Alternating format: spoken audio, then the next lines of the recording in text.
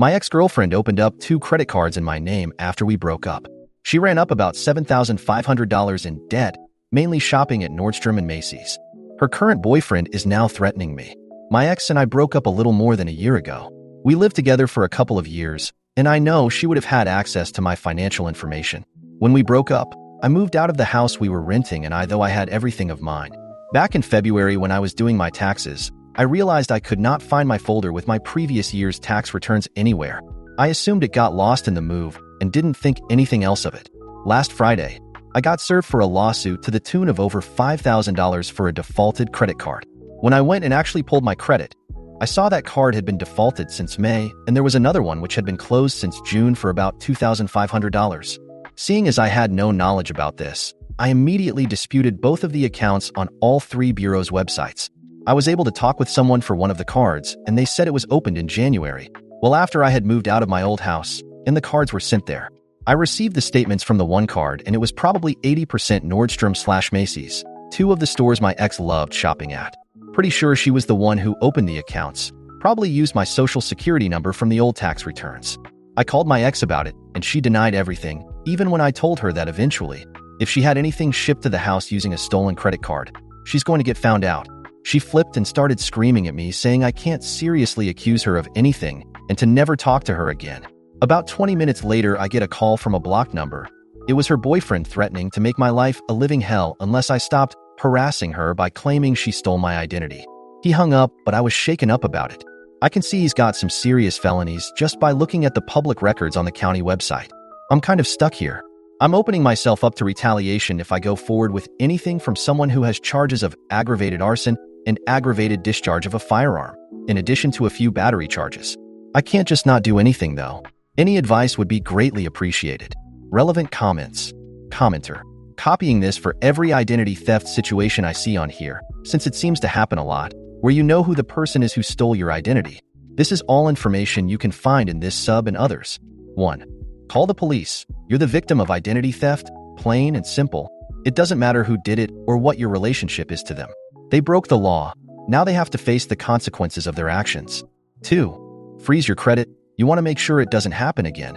Take the proactive route of freezing your credit. 3. Monitor and track your credit. You need to be alerted if anyone tries opening a line of credit in your name. This gives you a way to do it for free, and it shows your credit score. 4. Warn anyone else who might be a victim. This includes family members or anyone else whose social security number might be compromised by the thief. 5. Take the police report to the credit bureaus. Give them the report number when you dispute all of the accounts. Most of the time, that will be enough for them to take the accounts off of your credit. It's on the creditors themselves to prove the accounts are legitimately yours, and the bureaus aren't going to get in the middle of it. A police report goes a long way in clearing up your credit. Don't take identity theft lying down, even if it's someone close to you. If you let them get away with it, get ready for 5 to 10 years of bad credit, collection agencies coming after you, lawsuits, etc. For this specific case, you need to go to the police like now. This guy seems like an incredibly violent person. I would get a restraining order as soon as possible. Does he know where you live? I also would not contact your ex at all about anything else. Let it all go through the court system. OP. I plan on calling the police. I was just kind of freaked out about the whole situation. How do I get the police report to the credit companies? Commenter 2. File a police report for the fraud. Contact the lenders and provide the police report number and jurisdiction. Let the police/bank sort it out. Provide all that info to the lawyers that filed the suit and bring it all to court. Do not skip a court date. Update 1. I followed the advice in the comments and went to the police. Quick and painless process. I was in and out in maybe 30 minutes with a report number. I never received another call from my ex or her BF. I gave the report number to the credit card companies and the credit bureaus. I was told I didn't have to do anything else at that point, but to show up to the court date for the lawsuit. I learned through a mutual friend today that my ex was arrested this morning. Apparently, the county put out a warrant for her last week, pulled her over on the way to work. It looks like she was charged and released pretty quickly. Also, I learned my ex and the BF who threatened me are no longer together. I don't think I have to worry about him anymore. The court date for the lawsuit is later this month, but everything has already fallen off my report. My score has gone up probably 200 points. I'm still going to the court date just to make sure everything is good, but it's looking like all good news from here on out. Relevant comments. Commenter 1. That's awesome news. Your story will also serve as inspiration for others to pursue justice when they've been wronged. Commenter 2. Make sure you put a freeze on your SSN with all 3 credit bureaus, if you haven't done so already. Update 2. I showed up to court for the lawsuit, feeling pretty good since my credit's been fixed, and the police report seemed to have done its job. The judge dismissed the case, and I was practically floating on air when I walked out. I figured the nightmare was finally over. Big mistake. As soon as I stepped outside the courthouse, guess who was waiting for me? None other than my ex. She was leaning against some beat-up car, puffing on a cigarette like she was straight out of a bad crime drama. I hadn't seen her since before all this went down, and she looked rough. We locked eyes, and I thought for sure she was going to lunge at me or something. But instead, she just smirked. "Congrats, you won," she said, blowing smoke in my direction. "But don't think this is over." I didn't stick around to find out what that meant. I just bolted to my car, my heart racing like I just run a marathon. But it didn't end there. Later that night, I got a message from an unknown number. No threats this time, just a single picture of a piece of paper, my social security card. Yep, my actual, real-deal social security card that I didn't even know was missing.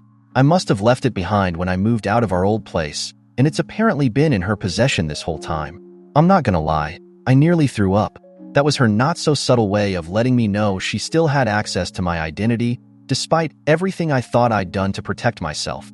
I immediately called the police again, but all they could do was suggest I beef up my credit monitoring and freeze everything, which I'd already done. Beyond that, I was stuck in limbo. A few days passed without incident, and I started to think maybe she was bluffing. Maybe she just wanted to scare me one last time before moving on. But then came the kicker. I got a call from a different credit card company, one I had never even heard of before, saying there was suspicious activity on an account I supposedly opened 2 weeks ago. More Macy's charges, more Nordstrom.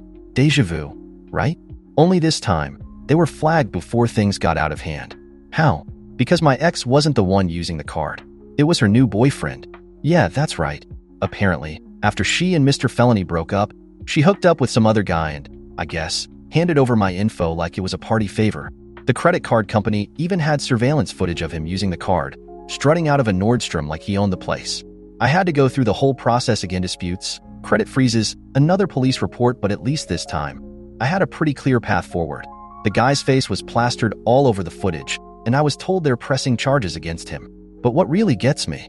I heard through the grapevine, thanks to that same mutual friend who keeps me in the loop for some reason, that my ex is still trying to pin this all on me.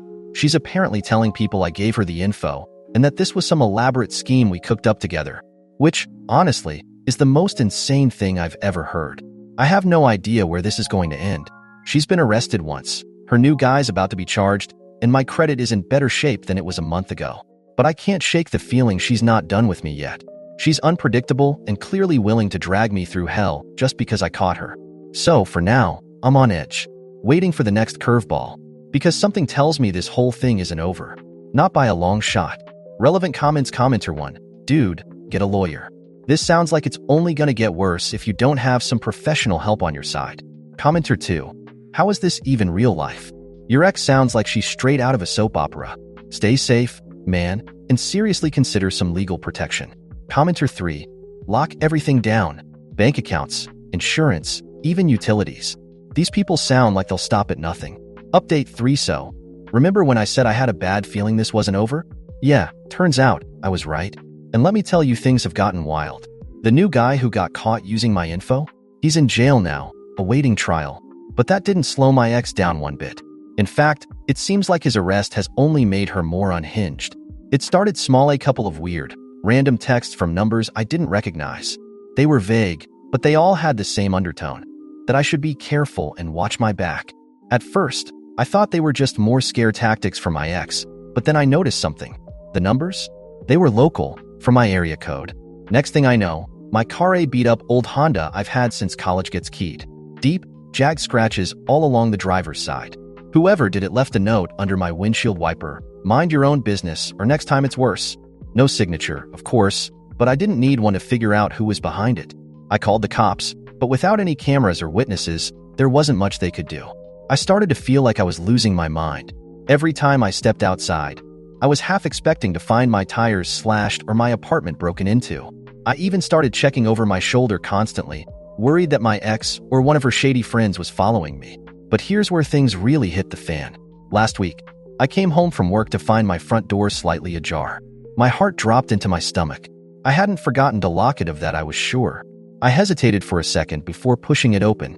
Everything looked normal at first, no obvious signs of a break-in, nothing missing. But when I stepped into my living room, there it was, sitting right in the middle of my coffee table. My social security card. The same one my ex had sent me a picture of weeks ago. I don't think I've ever felt a chill like that in my life. I hadn't heard a peep from her since those weird texts, but now I knew she wasn't just playing games. She'd been in my apartment. She had access to my life in ways I couldn't even comprehend. I called the police again, and this time, they actually took it seriously. They dusted for fingerprints and got a report filed, but the officer straight up told me, it's going to be hard to catch her unless she makes a mistake. Great. So, basically, I'm stuck living in paranoia, hoping she messes up before she decides to do something worse. And then, as if things couldn't get any crazier, I got hit with the worst possible news. I was at work when I got a call from my landlord. He sounded pissed. Apparently, my rent payment had bounced, which was impossible because I'd already paid it direct debit, just like I always do. I rushed to check my bank account, and guess what? Drained. Completely zeroed out. Someone had cleaned me out, not just my checking, but my savings too. Everything I had. It didn't take long to figure out who. I went straight to my bank, and after a couple of tense hours on hold and in meetings, they confirmed what I already knew. Someone had transferred all my funds to a third-party account, and surprise, was tied to an IP address connected to my ex's old apartment. Now, I know what you're thinking. How is she still able to do this? Didn't I freeze my credit, file police reports, shut everything down? Yes, I did all of that. But here's the kicker. She didn't use my credit this time. She used a loophole to access my existing bank accounts through some insane method involving stolen tax returns and old passwords I must have used a lifetime ago. I didn't even know this was possible, but apparently, she did. At this point, I'm officially broke. I'm living off a credit card, just hoping I can keep my head above water until the bank can sort things out. And yeah, they assured me I'd get my money back eventually, but that's not the point. The point is, she's winning. She's still out there, still finding new ways to mess with me, and I have no idea when or where she'll strike next. I've hired a lawyer now. He's working on getting some kind of restraining order in place, and we're exploring options to sue her for damages. But here's the thing, it's like trying to chase a ghost. Every time I think I've cornered her, she slips away, one step ahead. She's not just targeting me anymore, she's ruining me. Piece by piece, little by little, until I have nothing left. I keep thinking there's no way it can get worse, but I've thought that before, and look where I am now. The cops, the lawyer, the bank, they're all telling me to sit tight and let the system work. But I can't shake this feeling that she's not done. Not even close. And the craziest part? I still have no idea why she's doing this. Is it revenge? Some twisted power trip? Or is she just enjoying the chaos she's causing? At this point, I'm not even sure it matters. All I know is, I'm stuck in a nightmare, and I don't know when or if I am ever going to wake up. Relevant comments. Commenter 1. Dude, this is next level. You need to move. Like, yesterday. She's clearly dangerous and unhinged. Commenter 2. I'm a lawyer, get that restraining order ASAP and consider suing for harassment and emotional distress. This is absolutely insane. Commenter 3. How is she still free? Between the fraud, the break-ins, and now this? I'd push the police harder to escalate this. Update 5. After my last post, I followed everyone's advice. I moved. I didn't just move across town or into a new apartment, I left the state. I packed everything I could fit into my car and drove 2 states away to crash on a buddy's couch while I tried to figure out how to rebuild my life. It felt like the only way to get ahead of my ex and her relentless pursuit to ruin me. But, of course, she wasn't done with me yet. About a week after I moved, I got a call from my lawyer. He had some news. You're going to want to sit down for this one, he said, his voice grim. Turns out, my ex had been arrested. Not for the credit card fraud, not for the break-in, not even for draining my bank account. She got busted for something entirely different. Brace yourselves, my ex was caught trying to fake her own death. Yeah, let that sink in for a second. The woman who had spent the last year and a half slowly dismantling my life piece by piece decided her next logical step was to stage her own death. From what my lawyer told me, she had concocted this elaborate scheme to disappear, collect insurance money, and skip town. She even had a fake obituary written up, which would have been almost laughable if the whole thing weren't so insane. But of course she botched it. Apparently, she enlisted the help of some sketchy guy she'd met, because, shocker, she has a type, and they tried to pull off a fake car accident. The plan was to leave her wrecked car by a cliff and disappear. Except, the genius forgot one important detail: to actually get rid of the car. Instead of pushing it off the cliff, they just left it parked there with the doors open and a half-eaten sandwich on the front seat. The authorities didn't even take it seriously. They found her boyfriend hiding in a nearby diner, and after a couple hours of questioning, he folded like a cheap suit. He led them straight to her. She was hiding out at a rundown motel, not more than 20 miles from where they ditched the car, probably thinking she was about to pull off the scam of the century. So, she was arrested on charges of fraud, obstruction of justice, and a slew of other things that I don't even fully understand. When I heard the news, it felt like a mix of disbelief and grim satisfaction. I mean, this woman had literally driven herself off the edge, quite literally, but this was the first time she was finally caught for something, and not just a slap on the wrist. This time, it was serious. The best part? After they arrested her, they started digging deeper into her background, and all of her past frauds came to light. The credit card scams, the identity theft, the break-ins, they uncovered everything. The cops were building a mountain of charges against her that was taller than the cliff she tried to fake her death on. My lawyer assured me that now, with everything on the table, there was no way she was getting out of this. I didn't need to worry about her anymore. For the first time in months, I started to breathe again. But it doesn't end there. A couple of days after she was arrested, I got a call from the detective working on my case. They had recovered something of mine, my tax folder. You know, the one I had lost all those months ago and thought was gone forever? Turns out, my ex had kept it hidden all along. She'd used it to open the accounts, of course, but it was worse than I imagined. There were pages and pages of my personal info, with scribbled notes in the margins. Old passwords, bank details, everything. It was like she had been plotting this for years long before we even broke up. I don't know why, but that discovery hit me harder than anything else. Seeing that folder made me realize just how calculated, how obsessed she had been with destroying me. She hadn't just acted on a whim. This was planned. And while it was terrifying to know that she put so much thought into it, it was also strangely empowering. I knew I wasn't crazy. This whole time, I'd been gaslit, manipulated, and terrorized, but now, finally, it was over. With her behind bars and facing a litany of charges, I was finally able to move forward with my life. The bank reversed the fraudulent transfers, my credit was restored, and I even managed to land a new job in my new city. It felt like a fresh start in every sense of the word. My lawyer is working on a civil case against her now, but to be honest, I don't even care about the money anymore. I just want her to be held accountable. And as for her, well, she's sitting in county jail awaiting trial, and given the weight of the charges, she's looking at some serious time. Word is, she's trying to claim some kind of mental health defense, but after everything I've been through, I don't have much sympathy left for her. Whether it's prison or a psychiatric facility, she's not coming after me again. But here's the kicker, the last bit that really put a bow on this whole insane saga. About a week after she was arrested, I got one final message from a blocked number. It was a single, blurry selfie of her, wearing an orange jumpsuit, sitting in what looked like a jail cell. No caption, just her face, smirking at the camera, as if to say, "I'm not done." I showed it to the detective, who assured me it was impossible for her to be sending messages from jail. The phone was likely confiscated during her arrest, and it had been sent before she was locked up. It's the kind of mystery that will probably haunt me forever. Was it her last attempt to mess with me? A final power play? Or just some leftover chaos from the storm she brought into my life? I guess I'll never know. But one thing's for sure, this time, I won. And for the first time in what feels like forever, I'm finally free.